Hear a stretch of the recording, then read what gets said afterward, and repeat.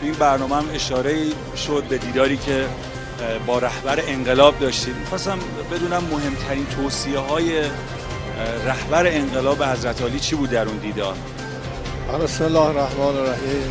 خدمت بینندگان عزیز سلام عرض می‌کنیم و خدا قوت میگیم و همه مردم عزیز کشورمون که در این دوران سختی که داریم با بزرگترین قدرت استعمارگر در چالش و جنگی همراهی میکنن، حضور پیدا میکنن و ناامید میکنن دشمنان ما رو.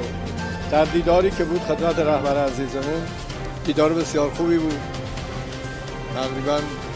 تقریبا حالا شاید 7 ساعت خدمتشون بودیم.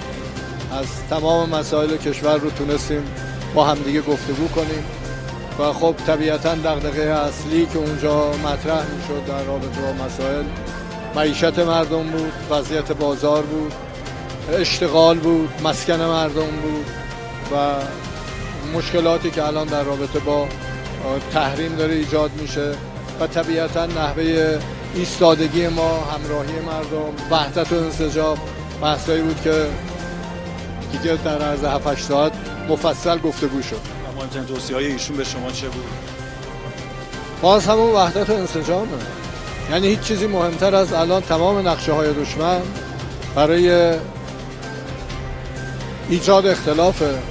کاری که ما باید بکنیم، باید پرهیز کنیم از اینکه اختلاف به وجود بیاد و از کلام و بیانی که در خارج از اون چارچوب هاست اجتناب بشه و همدیگه رو ممکنه در درون خانه با همدیگه خیلی حرف بزنیم ولی در بیرون یک صدا، یک آهنگ به گوش جهانیان برسه تا بدانند که مردم ایران ما، کشور عزیز ما برای دفاع از استقلال و سربلندی و عزت و باور خودش با هم ایستادیم. من سوالی ندارم، شما نکته دارید با مردم عزیز؟ نه، مردم عزیز ما به هر حال در این سختی ها اگر ما قصوری داریم، کاسی‌هایی می‌بینید، به خاطر این اوضاعی که به وجود اومده شرمنده ایم.